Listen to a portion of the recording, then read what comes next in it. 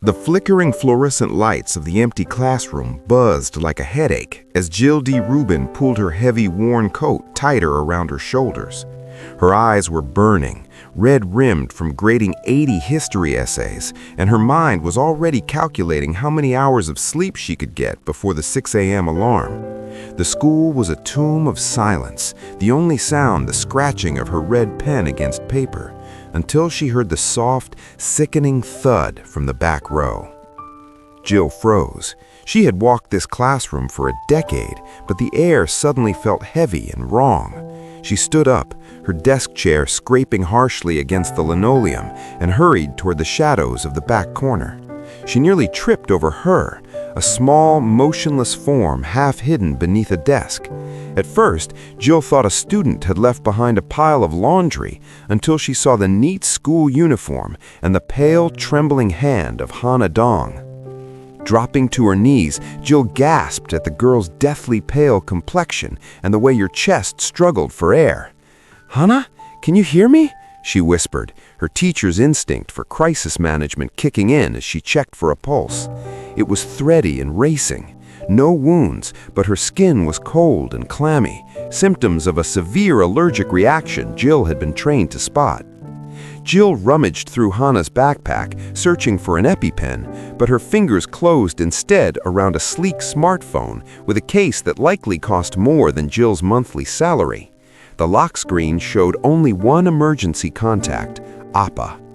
Her finger hovered for a second before she pressed it, her heart pounding against her ribs. "Hannah?"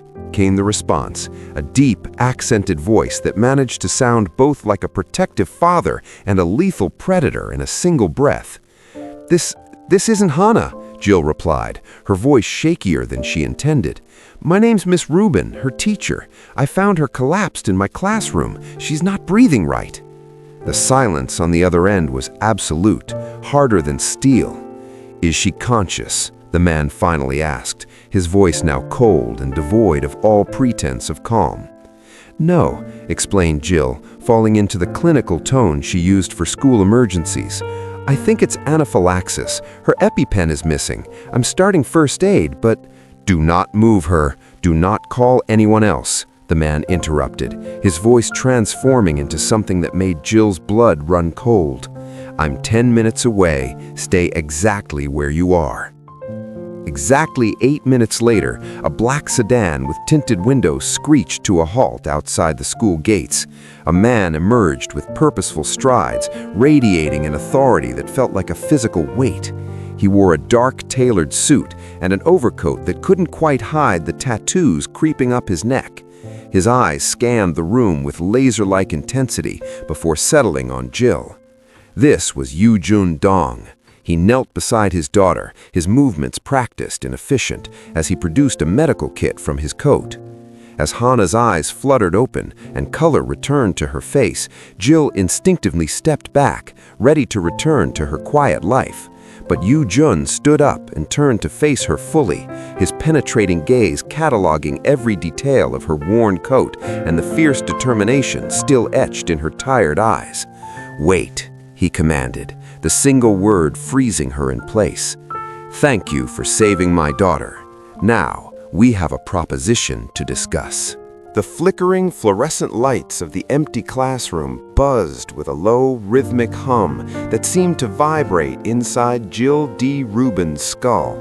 It was nearly 7 p.m., and the heavy winter silence of the school was broken only by the scratching of her red pen against a stack of 11th grade history essays. Jill pulled her heavy, worn coat tighter around her shoulders, the threadbare wool doing little to ward off the draft creeping through the aged window frames of the underfunded building. Her fingers were stiff, and her eyes burned with the dull ache of a woman who hadn't slept more than 5 hours a night in weeks. She was down to the last 3 papers when she heard it, a soft, sickening thud from the back of the room. Jill froze, her pen hovering over a half-finished comment about the Industrial Revolution. She had walked these aisles for a decade, and she knew the personality of every creak in the floorboards, but this sound was different. It was heavy, final, and entirely wrong. She pushed back her chair, the legs scraping harshly against the linoleum, and hurried toward the shadows of the back corner where the dim light barely reached. She nearly tripped over her. At first glance, Jill thought someone had left a pile of laundry behind, but as she drew closer, she saw the crisp pleats of a neat school uniform and the pale, trembling hand of Hana Dong. Hana was the quietest student in her class, a girl who moved through the halls like a ghost and never spoke unless called upon. Now she was crumpled on the floor, her face pressed against the cold tile. "Hana? Hana? Honey, can you hear me?" Jo whispered, dropping to her knees. She gently turned the girl over and felt a jolt of pure terror. Hana's complexion was deathly pale, a stark contrast to the dark hair fanned out around her head. Her breathing was shallow and labored, a terrifying whistling sound escaping her throat with every gasp. Jill's teacher instincts, honed by years of playground scrapes and cafeteria mishaps, shifted into a higher gear of clinical focus. She checked for a pulse. It was thready and racing like a trapped bird. There were no visible injuries, but Hana's skin felt cold and clammy, symptomatic of the severe anaphylactic shock Jill had seen in training videos. "Where is it, Hana? Where's your kit?" Jill murmured, her hands shaking as she began a frantic search of the girl's backpack. She tossed out textbooks and binders, looking for the telltale plastic tube of an EpiPen, but the side pockets were empty. Her heart hammered against her ribs. The school nurse had gone home hours ago, and the main office was locked. As her fingers dove into the smaller front pocket, they closed around a sleek smartphone. The device felt impossibly heavy and expensive, featuring a customized case that likely cost more than Jill's monthly rent. She swiped the screen, hoping for a medical ID, but the lock screen was stark. There was only one emergency contact listed under a single word: Appa. Jill didn't hesitate. She pressed the button, her own breath catching as the call connected on the very first ring.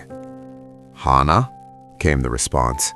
It was a deep, accented voice, gravelly and low. It didn't sound like a typical father.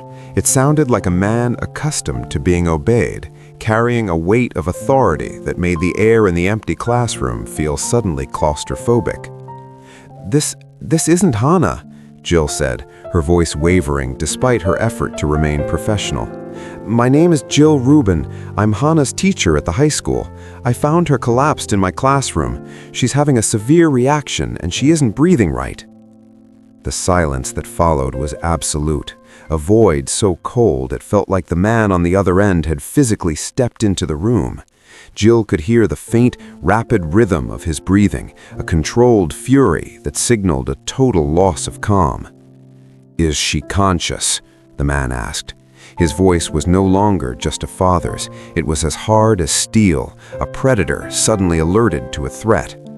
"No, she's slipping away," Jill explained, falling into the rapid, clinical tone she used to keep students calm during crises. "It looks like anaphylaxis. I can't find her EpiPen. I've called for help, but she needs someone here now." "Do not move her. Do not call anyone else," the man commanded, his voice transforming into something that made Jill's blood run cold. It wasn't a request, it was an order from a world where no wasn't an option. "I am 8 minutes away. Stay exactly where you are and keep her warm." Jill ended the call, her hands trembling so hard she almost dropped the phone. She looked down at Hana, whose lips were beginning to take on a terrifying blue tint. She stripped off her own heavy coat and tucked it around the girl, trying to trap what little body heat remained. In the flickering light of the hallway, the school she had dedicated her life to suddenly felt like a dangerous, alien place. She was no longer just a teacher grading papers. She was the only thing standing between a dying girl and the arrival of a man who sounded like he could burn the world down to save her. The 8 minutes passed like an eternity, measured only by the rhythmic, agonizing whistle of Hana's shallow breaths. Jill remained on the floor, her own coat wrapped tightly around the girl, whispering words of encouragement that felt hollow in the face of the encroaching blue tint on Hana's lips. Then, the silence of the school grounds was shattered. The roar of a high-performance engine tore through the quiet evening, followed by the screech of tires on the asphalt just outside the classroom windows. Bright LED headlights swept across the darkened walls, casting long, jagged shadows of the desks against the chalkboards. Jill looked up just as the heavy oak doors of the hallway were thrown open with a force that made the hinges groan. 3 men entered in a tight, disciplined formation. 2 remained by the door, their eyes scanning the hallway with a cold, predatory alertness. But it was the 3rd man who commanded the air in the room. He moved with a purposeful, predatory stride, his dark, tailored overcoat fluttering behind him like a shroud. As he stepped into the pool of light, Jill felt a primal urge to recoil. He was striking in a way that signaled immediate danger. His hair was slicked back, and a subtle scar traced a line near his jaw, but it was the ink that held Jill's gaze. Intricate, dark tattoos snaked up his neck, disappearing beneath his collar, the marks of a man who had long ago discarded the rules of polite society. This was Yu Jun-dong, a man whose name was a shadow over the city, now standing in a dusty, underfunded classroom. He didn't spare Jill a glance at first. He dropped to his knees beside Hana, the movement so swift and fluid it lacked any of the clumsy desperation one might expect from a panicked parent. His jaw was clenched so tightly his muscles corded, but as he looked down at his daughter's motionless form, the dragon of the underworld cracked. Jill watched, breathless, as the hard, aristocratic lines of his face fractured. His eyes, dark and sharp as obsidian, suddenly shimmered. A single heavy tear escaped, tracing a path down his cheek and over the tattoos on his neck. It was a terrifying contrast, the visible marks of a killer paired with the raw, shattered grief of a father. "Hana," he rasped, his voice a jagged edge of its former steel. He didn't wait for an ambulance. With practiced efficiency, he produced a small, professional-grade medical kit from his overcoat. His hands, large and calloused, moved with the precision of a surgeon as he prepared a preloaded syringe. Jill realized then that this wasn't the first time he had faced this specific terror. He handled the needle with the grim confidence of someone who lived in a state of constant, high-stakes readiness.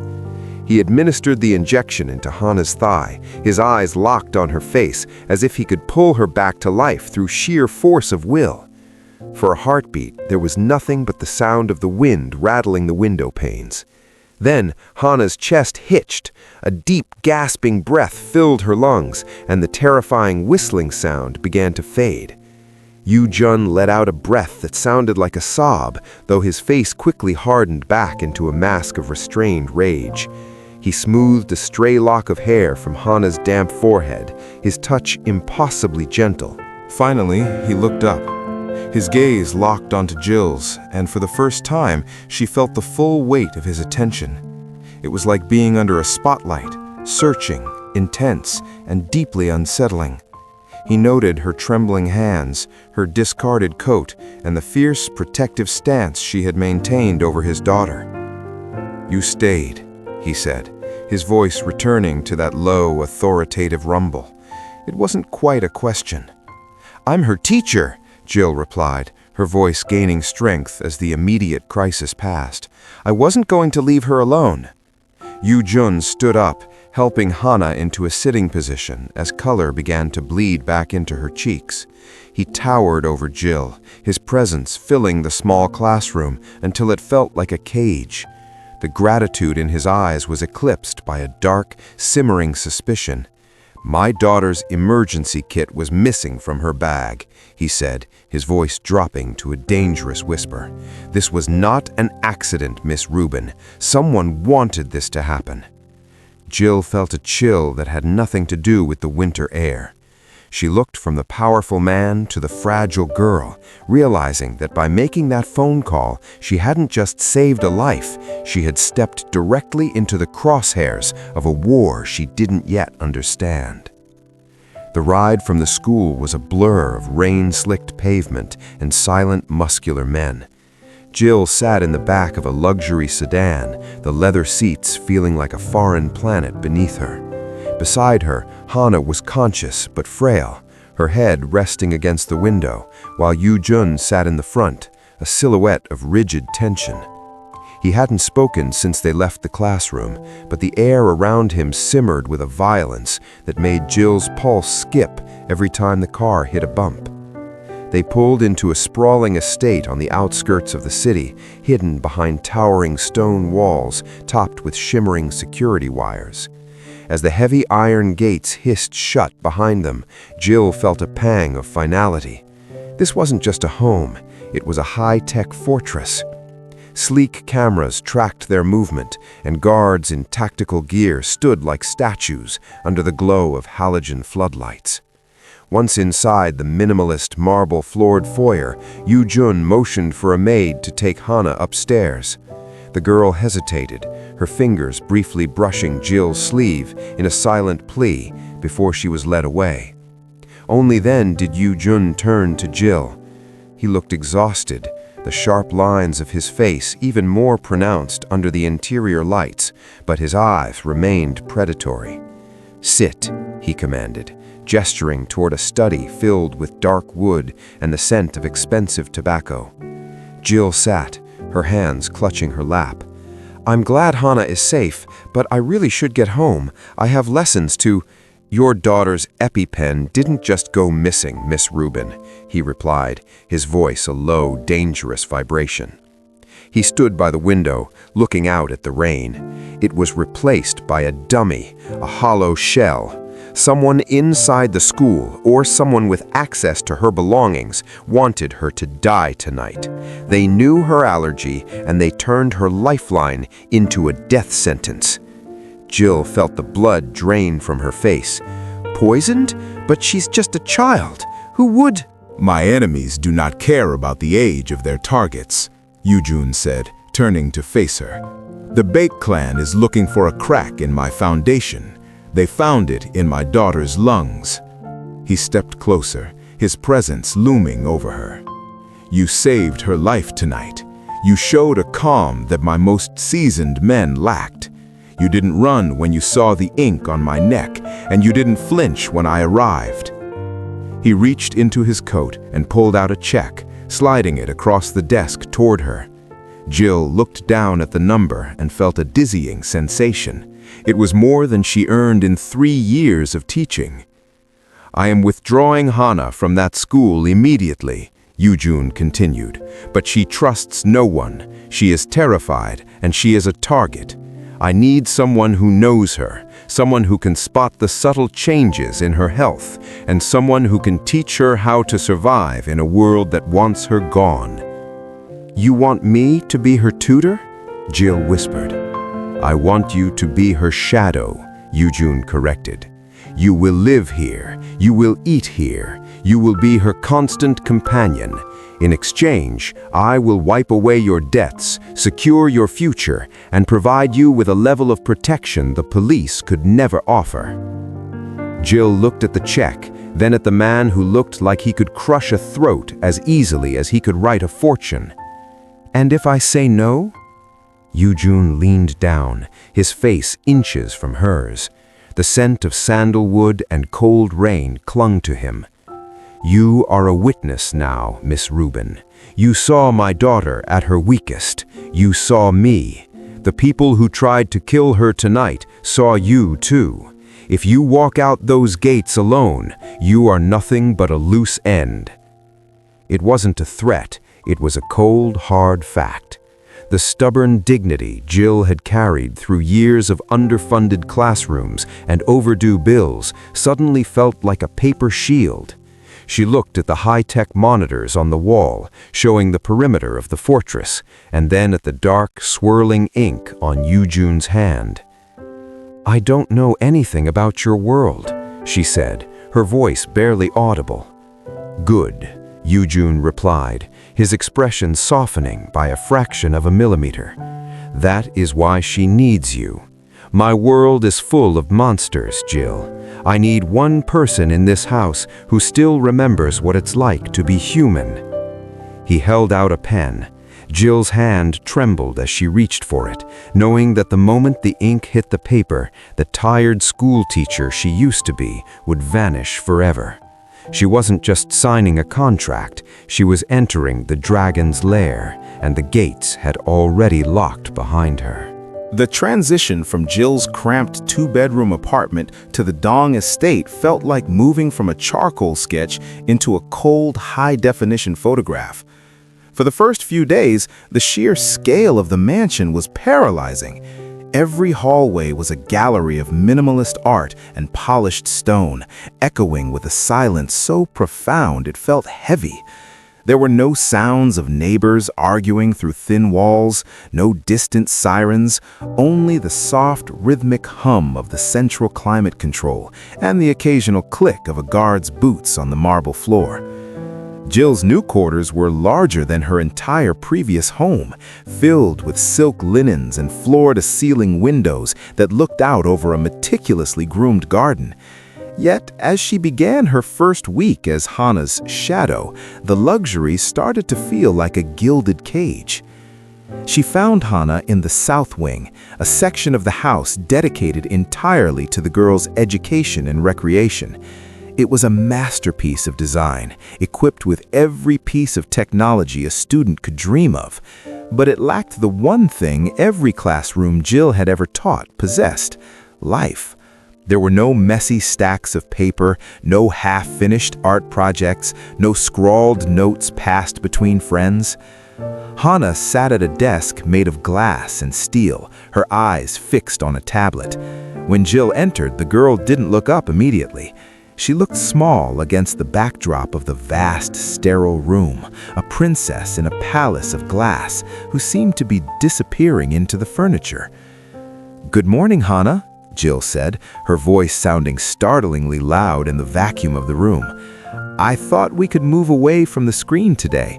Maybe look at those primary sources on the Joseon dynasty we talked about?" Hana finally looked up. Her face was no longer pale with the terror of the classroom floor, but her eyes held a different kind of exhaustion, a deep, rhythmic loneliness that Jill recognized from her most neglected students. "Appa says I'm not allowed to go near the windows today," Hana whispered, her voice barely audible. "The security level is at yellow."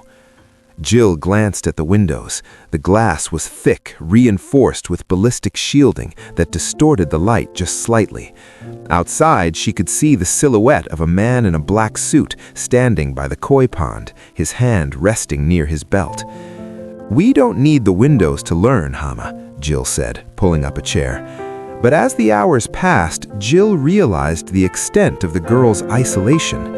Hana had no friends to text, no social media, and no one to talk to other than the rotating staff of silent maids and the intense, brooding presence of her father.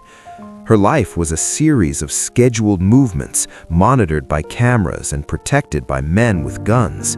She was a biological asset to be guarded, a weakness to be shielded, but rarely was she treated like a 14-year-old girl. During a break, Jill wandered toward a bookshelf filled with leather-bound classics that looked like they had never been opened. Tucked behind a volume of poetry, she found a small, crumpled drawing. It was a sketch of the school playground, the one Jill worked at, rendered in shaky but passionate pencil strokes. It was a picture of children playing tag, their faces blurred, but the feeling of motion and freedom was unmistakable. "You miss it," Jill said, softly, holding the paper. Hana walked over, her movements hesitant. "I liked the noise," she admitted, looking at the drawing. "Even when it was loud and people were mean, it was real. Here, everything is so quiet I can hear my own heart beating. It reminds me that it could stop again." The weight of the girl's words hit Jill like a physical blow. Yoo-jun Dong had built a fortress to keep the world out, but in doing so, he had trapped his daughter in a vacuum where the only thing she could feel was her own fragility. Later that evening, Jill encountered Yoo-jun in the darkened hallway near the study. He was nursing a glass of dark liquid, his sleeves rolled up to reveal the full extent of the dragons coiled around his forearms. He looked formidable, a king surveying his domain. But as Jill approached, she saw him glancing at a security monitor that showed Hana asleep in her room. "She's safe here," he said, his voice a low rumble that vibrated in the hallway. "She's safe, Yu-jun," Jill replied, using his name for the first time. "But she's fading. A fortress is just a prison with better lighting if there's no joy inside it." Yu-jun turned to her, his dark eyes narrowing. For a moment, the dangerous predator Jill had met at the school flared to the surface, his jaw tightening with an unspoken warning. But Jill didn't look away. She used the same steady, authoritative gaze she used to settle a rowdy classroom, refusing to be intimidated by his power. "I pay you to keep her educated and alert," he said coldly. "And I'm telling you that a heart that has nothing to live for won't fight to keep beating," Jill countered. The silence that followed was different from the silence of the house. It was charged, a battle of wills between a man who controlled everything and a woman who had nothing left to lose but her conscience. Yu-jun looked at her for a long beat, his gaze lingering on the stubborn set of her jaw, before he turned back to the monitors. He didn't agree, but he didn't dismiss her. As Jill walked back to her room, she realized that the silent palace was more dangerous than she thought. The enemies weren't just outside the gates, they were the shadows and the loneliness eating away at the girl she had promised to protect. The routine of the estate was as precise as a clockwork mechanism, which is why the arrival of the afternoon courier felt like a discordant note before it even reached the front door. Jill was in the conservatory with Hana, trying to coax the girl into an art project when she noticed the shift in the atmosphere. The guards near the perimeter didn't just stand straighter, they moved with a frantic, sharp-edged urgency that Jill had only seen once before, the night in the classroom. A sleek, unmarked delivery van had been stopped at the primary gate. From the window, Jill watched as 3 security men surrounded the vehicle with their hands hovering over their holsters. Usually, deliveries were vetted miles away at a secondary location, but this driver had a high-level clearance code that bypassed the outer scanners. "Stay here, Hana. Don't go near the glass," Jill said, her voice dropping into that calm, authoritative teacher tone that she was finding more useful in this house than any textbook. Jill stepped into the main foyer just as Yu-jun emerged from his study. He looked like a man made of flint, his jaw set and his eyes fixed on the tablet in his hand. He didn't look at Jill, but he didn't stop her as she followed him toward the high-tech intake room, where all external packages were X-rayed and chemically swept. On the stainless steel table sat a small, unassuming wooden crate. It was addressed to Hana, marked with a seal from a boutique chocolatier she was known to favor. "The signature on the digital manifest belongs to Min-ho," one of the security leads whispered, his face pale. Min-ho was Yu-jun's personal driver of 6 years, a man who had held the door for Jill only that morning. Yu-jun's expression didn't change, but the air around him seemed to drop 10 degrees. "Open it," he commanded. The security team used a remote-operated arm to pry the lid. Inside, nestled in expensive straw, wasn't candy. It was a single white lily, the traditional Korean flower of mourning, and a small glass vial filled with a clear liquid. Next to it lay a photograph taken from a long-range lens of Jill and Hana sitting in the conservatory just 20 minutes prior. The message was unmistakable. "We can see you. We can touch you. We are already inside." "The chemical sweep," Yu-jun barked. It's the same allergen, boss," the technician stammered, his fingers flying across the keyboard. "Concentrated, if she had even breathed in the vapor when opening this." Jill felt a wave of nausea. This wasn't just a threat. It was a sophisticated assassination attempt that relied on someone knowing exactly which codes to use and which guards were on shift. The fortress hadn't been breached from the outside. The gates had been opened from within. Yoo-jun turned, his dark eyes landing on Jill. For a split second, she saw a flash of raw vulnerability in him, the terror of a man who realized his power was an illusion. Then it was gone, replaced by a cold, murderous focus. "Seal the house," Yoo-jun said, his voice a low, vibrating growl. "Nobody leaves, not the kitchen staff, not the gardeners, and especially not the security detail. I want Minho brought to the basement, now." "Yoo-jun, wait," Jill said, stepping forward even as the guards began to scramble. "If you react with blood now, you're doing exactly what they want. You're turning this house into a war zone while Hana is still in it." He spun on her, his presence looming and terrifying. He grabbed her arm, not roughly, but with a grip like iron. "A traitor just tried to kill my daughter in her own home, Ms. Rubin. Do not talk to me about reactions." "I'm talking about her," Jill countered, refusing to flinch. "She saw the guards running. She's upstairs right now, wondering if the air she's breathing is going to kill her again. You can hunt the traitor, but don't let her see you become the monster they say you are." Yoo-jun stared at her, his chest heaving with suppressed rage. He looked at the white lily on the table, a death sentence in a box, and then toward the stairs leading to Hana's room. The dragon was at war with the father. "Find him," Yoo-jun finally ordered his men, his voice deathly quiet. "But do it silently. If Hana hears a single raised voice, it's your heads." He let go of Jill's arm, his gaze lingering on her for a moment longer than necessary. There was a newfound respect in his eyes, a recognition that she was the only one in his circle not blinded by fear or a desire for vengeance. "Go to her," he said.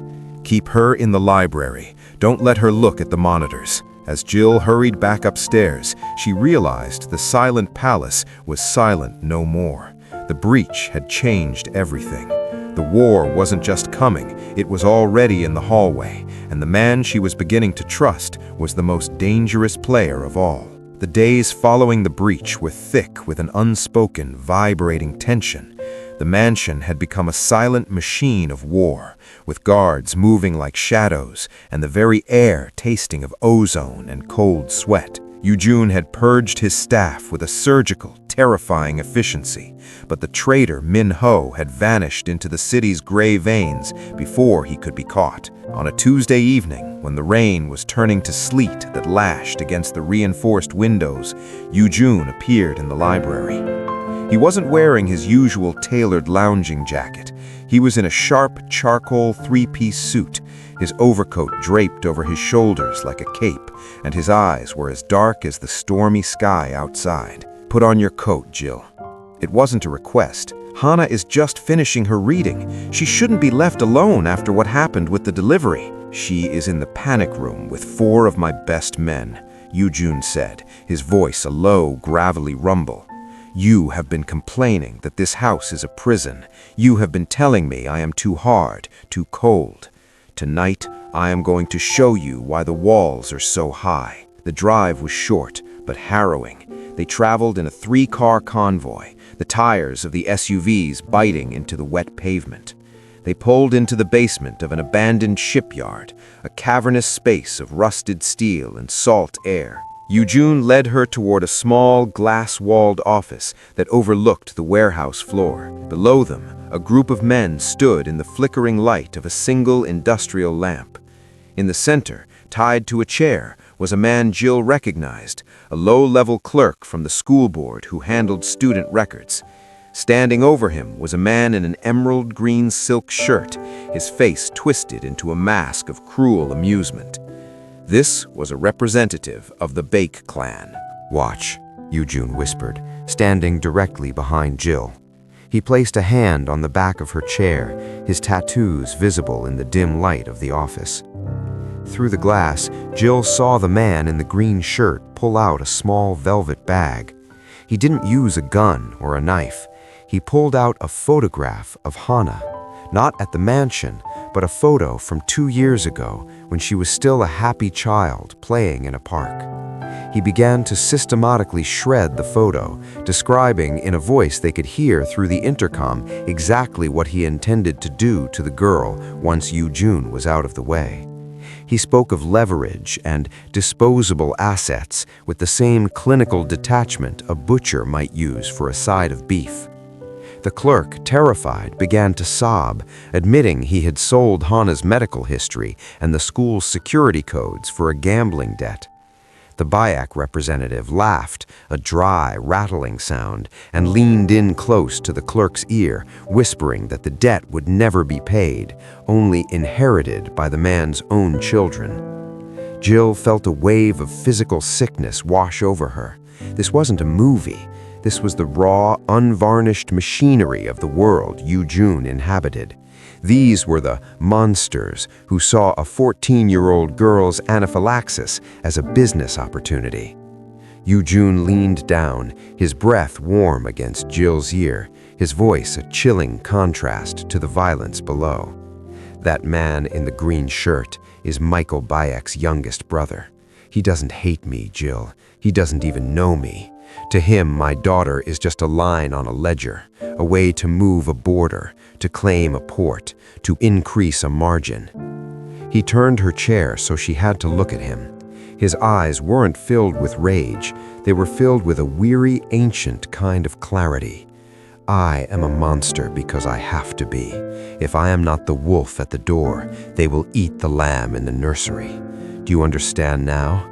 My coldness isn't a choice, it's a shield. Jill looked at the man who had saved his daughter with tears in his eyes, and then back at the nightmare unfolding below. She realized that the stubborn dignity she had clung to in the classroom was a luxury of a world that didn't exist here. In this darkness, dignity was a weakness that got children killed. I understand, Jill whispered, her voice cracking, but if you become exactly like them to beat them, who is left to love Hana? Yu-jun's jaw tightened. He didn't answer. He signaled to his men below, and the glass office went dark. As they walked back to the car through the rain, Jill didn't shrink away from him. She walked beside him, her face set in a new, harder line. She had seen the monsters, and she realized that to protect Hana, she might have to learn how to bite back. The following weeks were a masterclass in adaptation. Jill no longer flinched at the sight of sidearms or the surgical silence of the estate. Instead, she had integrated that vigilance into their daily routine. They were in the library, a room Jill had fought to make feel less like a museum and more like a classroom, when the lesson in power Yu-jun had promised finally came to their doorstep.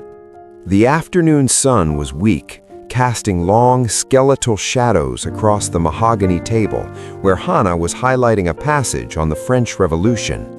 Jill was leaning over her, correcting a date, when the estate's secondary alarm, a low-frequency vibration that rattled the window panes rather than a loud siren, began to pulse. Hana's pen slipped, leaving a jagged blue streak across the page. Her eyes, wide and reflecting a sudden, sharp terror, flew to Jill's. Is it happening again? Jill didn't answer with words. She felt the same surge of adrenaline she used to feel during school fire drills, but this was darker, more visceral. She moved to the door and peered into the hallway just as the muffled thwip-thwip of suppressed gunfire echoed from the garden. The dragon's fortress was under siege. "Hana, backpack, now," Jill commanded, her voice a calm steel blade. The girl moved with a speed born of a life spent in the crosshairs. As Jill reached for the internal intercom, a heavy thud shook the library's double doors. Someone was on the other side, and they weren't using a key. A spray of splinters exploded inward as a bullet shattered the lock. Jill grabbed Hana's hand, pulling her toward the back of the library, where a massive floor-to-ceiling bookshelf stood. Yu-jun had shown her the mechanism only once, his voice a grim whisper. If they get past the gates, this is the only world that matters. She shoved a copy of The Art of War aside and pressed the hidden recessed panel. With a hiss of hydraulics, the bookshelf pivoted, revealing a narrow, dimly lit passage. Jill pushed Hannah inside, just as the library doors burst open. "Get in. Don't make a sound until I come for you," Jill hissed. "But Miss Rubin, go." Jill didn't follow her immediately. She saw the shadow of a man in a tactical vest, a member of the Bake clan, crossing the threshold, his rifle sweeping the room. If the shelf closed now, the motion would give away the location. She needed a distraction. In a moment of desperate, teacher-bred bravado, Jill grabbed a heavy crystal decanter from the side table and hurled it toward the far window. The glass shattered with a deafening crash. The gunman spun, his weapon tracking the noise toward the curtains. Jill lunged into the secret passage and slammed the manual override. The bookshelf groaned as it swung back into place, the seams disappearing just as a hail of bullets shredded the wood where she had stood seconds before. Inside the panic room, the silence was absolute, insulated by 3 feet of reinforced concrete and lead. Hannah was huddled in the corner of the small, high-tech bunker, her chest heaving in that terrifyingly familiar whistling rhythm. "Breathe, Hannah. Look at me," Jill said, dropping to her knees. She didn't have a weapon, but she had the language of authority. She took Hannah's face in her hands, forcing the girl to lock eyes with her. "You are safe. The air in here is filtered. The walls are solid. Your father is coming." "They're going to kill him, aren't they?" Hannah whispered, a single tear tracking through the dust on her cheek. "They'll kill everyone because of me." "No," Jill said, her voice hard. "They are trying to take the joy out of this house, but they haven't won. We are still here. I am still here." Jill moved to the small bank of monitors in the corner. The screens flickered to life, showing grainy black and white feeds of the hallway. She saw Yu-jun. He was a blur of lethal motion, moving through his own home like a vengeful ghost, a handgun in each hand, his face a mask of such terrifying, cold rage that Jill almost didn't recognize him. He wasn't just defending a property, he was hunting the men who had dared to touch his daughter's sanctuary. Jill watched as Yu-jun cleared the library, his eyes scanning the room until they landed on the bookshelf. He didn't approach it. He simply nodded once toward the hidden camera, a silent acknowledgement that he knew they were safe, before turning back to the fray with a ferocity that made Jill's blood run cold. In that cramped, silent bunker, Jill realized she was no longer just a teacher, she was a guardian in a war zone. And as she held the shaking girl, she felt her own fear being replaced by a cold, sharp-edged resolve. The Bake clan had made a mistake. They thought Jill was a victim. They didn't realize she was the one who kept the dragon's heart beating. The smoke from the warehouse ambush had barely cleared when the war shifted from the marble halls of the estate to the cracked pavement of Jill's past. Life inside the fortress had become a series of high-stakes calculations, but the call that came on a Thursday afternoon was a variable Jill hadn't accounted for. It was Sarah, a fellow teacher and the only person from her old life Jill still spoke to. Sarah's voice was a jagged edge of hysteria. "Jill, they're here. 2 men in a black car. They've been asking about you all morning. They went into your old classroom, Jill. They threw your books on the floor. They told the principal they were old friends looking for a debt." Jill felt the blood drain from her face as she stood in the opulent library, the gold-leafed ceiling suddenly feeling like it was pressing down on her. The Bake clan had realized they couldn't penetrate Yu-jun's physical walls, so they were dismantling the ghost of the woman who lived within them. "Sarah, listen to me," Jill whispered, her eyes darting to the security camera in the corner. "Get out of there. Tell the principal to call a snow day, anything. Just get everyone out." She hung up, her hands trembling. She looked at Hannah, who was tucked into a velvet armchair, finally breathing without the whistle of a rescue inhaler. The girl looked safe, but Sarah wasn't. The students Jill had spent a decade protecting weren't. Jill found Yujun in the tactical room, surrounded by glowing monitors and maps of the city's shipping districts. He didn't look up as she entered. He was a man deep in the geometry of vengeance. "They're at the school," Jill said. Her voice didn't waver. "They're targeting Sarah and my old students to get to me, to get me to leave this house." Yujun finally looked at her. His eyes were cold, professional. "It is a standard luring tactic, Jill. If you go, you are dead. If you stay, they have no leverage. The math is simple." "The math involves children, Yujun," Jill snapped, stepping into his personal space, ignoring the flinch of the guards near the door. "I am not a piece on your board. I am the woman who saved your daughter's life, and I will not let my old life burn just so I can be safe in your castle." Yujun stood, his height and the dark ink on his neck making him a towering, terrifying figure. "And what do you propose? You walk into a trap? You give them exactly what they want?" "I propose we use the only thing they don't think I have," said Jill, her teacher voice echoing with a newfound, sharp-edged authority. "You told me I was a witness. You told me I was a loose end. Well, use me. If they want a meeting, give them one, but on our terms." Yujun stared at her for a long beat. He saw the transition in her, the way the exhausted, threadbare teacher had been forged into something harder, something that looked remarkably like a reflection of himself. He reached out, his thumb tracing the line of her jaw, a gesture that was half command and half reverence. "You are a dangerous woman, Miss Rubin," he murmured, his voice a low, vibrating rumble. "I learned from the best," she countered.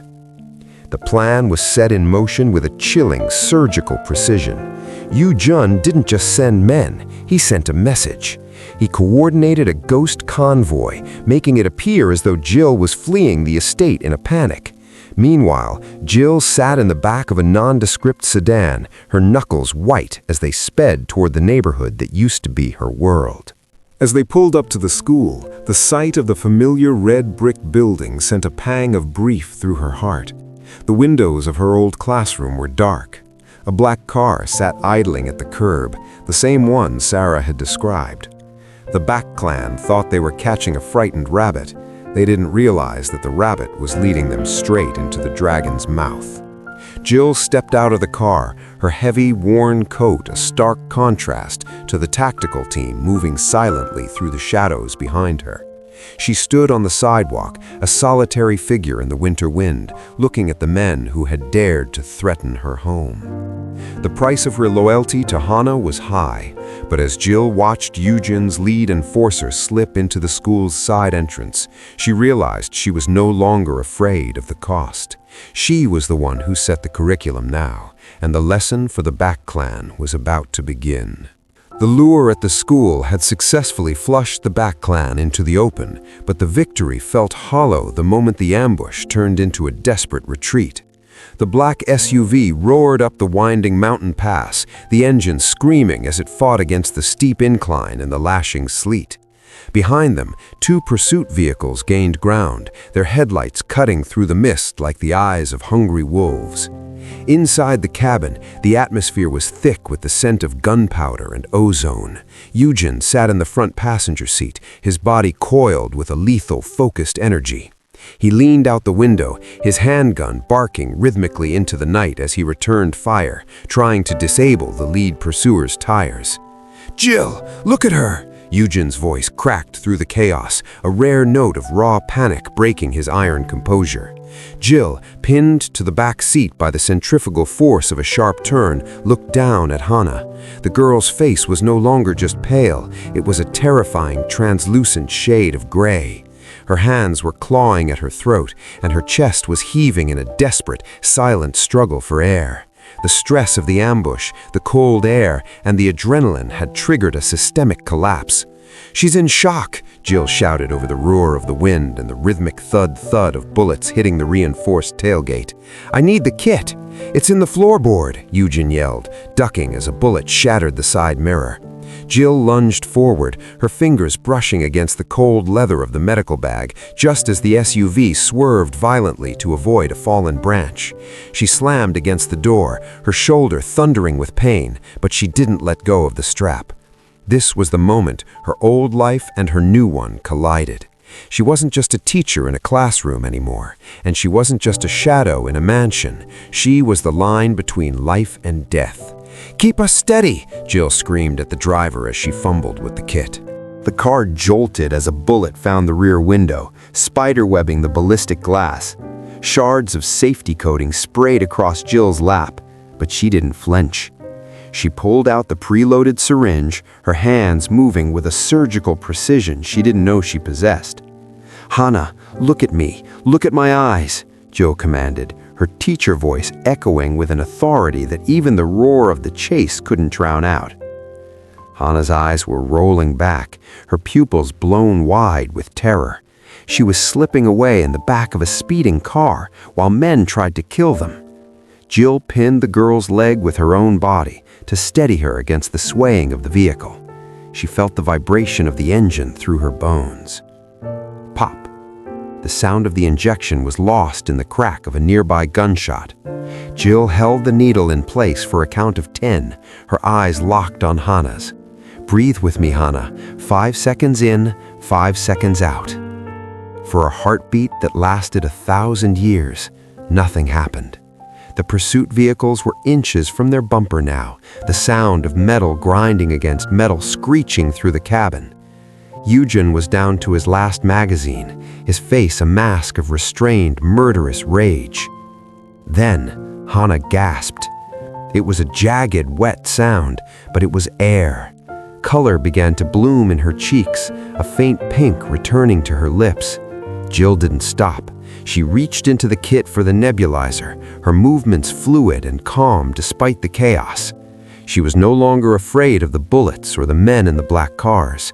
She was the guardian of the dragon's heart, and she would not let it stop beating. Through the rear window, Jill saw the lead pursuit vehicle lose control, spinning out after a well-placed shot from Eugen hit the driver's shoulder. It tumbled off the edge of the mountain road, its headlights tracing a terrifying arc into the abyss before vanishing. Eugen slumped back into his seat, his chest heaving.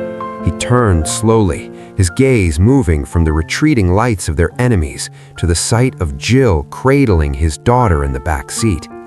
He saw the blood on Jill's sleeve from a glass neck, the determination etched into the lines of her face, and the way she held Hannah as if the girl were her own.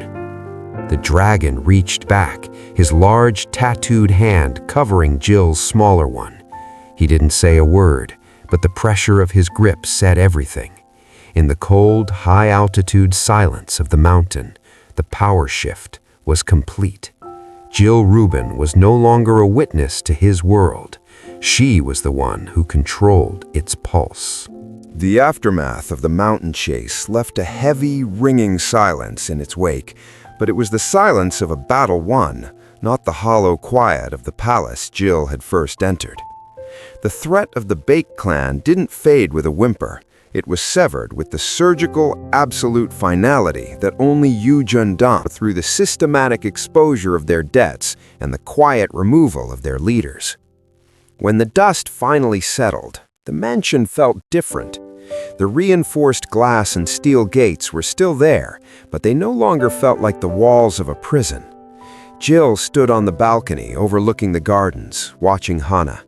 The girl was sitting on a stone bench, sketching in a new notebook, her breathing deep and even. She wasn't looking over her shoulder at the guards anymore. She was looking at the way the light hit the koi pond. Jill heard the heavy, rhythmic step of Eugen behind her before she saw him. He had traded his tactical gear for a simple black sweater, though the dark ink on his neck remained a permanent reminder of the world he governed. He stood beside her, his presence no longer a source of terror, but a familiar weight that Jill found herself leaning toward. "The school board contacted me this morning," Eugen said, his voice a low, gravelly rumble. "They've cleared the records. They've offered you your old position back with a formal apology for the security oversight. You could walk out of those gates tomorrow and go back to your grading, your bus rides, and your quiet life. Jill looked out at the horizon where the city skyline rose like jagged teeth. She thought about her old classroom, the flickering fluorescent lights, and the threadbare coat she used to wear. She thought about the woman who was afraid of conflict and lived by the rules of a world that didn't know how to protect its most vulnerable children. "I tried to imagine it," Jill said softly, turning to face him, "sitting at that desk, grading essays on the French Revolution. But that woman is gone, Eugen. She died on a classroom floor, holding a phone she was too afraid to answer." Eugen moved closer, the scent of cold rain and expensive sandalwood clinging to him. He looked at Jill, not as a teacher he had hired, and not as a witness he needed to silence, but as the only person who had ever looked into the dragon's eyes and didn't blink. "You said once that a heart with nothing to live for won't fight to stay beating," Eugen murmured, his voice rough with an emotion he rarely allowed to surface. "You gave Hannah something to fight for. You gave this house a pulse." He reached out, his large, calloused hand cupping her cheek. His thumb traced the small, fading scar near her temple from the glass shards on the mountain road. "Stay," he whispered. The word wasn't an order this time, it was a plea. "Not as an employee, not as a shadow. Stay, because I don't know how to navigate this world without your light to guide us." Jill looked down at Hannah in the garden, then back at the man who had shown her that power without heart is just a different kind of poverty. She realized that she could never be just a teacher again. She had become something more, a guardian, a partner, and the emotional anchor for a family that had been forged in fire. "I'm staying," Jill said, her voice steady and full of a new, tempered strength. She reached up, covering his hand with her own, her fingers tracing the dark tattoos on his wrist. The dragon finally let out a breath he seemed to have been holding for years, his forehead resting against hers in the quiet afternoon light. The war outside wasn't over. It would never truly be over in a world like theirs. But as Jill looked out over the estate, she knew they were no longer just surviving. For the first time in her life, she wasn't just following a curriculum, she was writing the story. The mansion was no longer a silent palace, it was a home, and as Hannah looked up from her sketchbook and waved at them, Jill knew that the price of her loyalty had been high, but the reward was a life she had finally chosen for herself.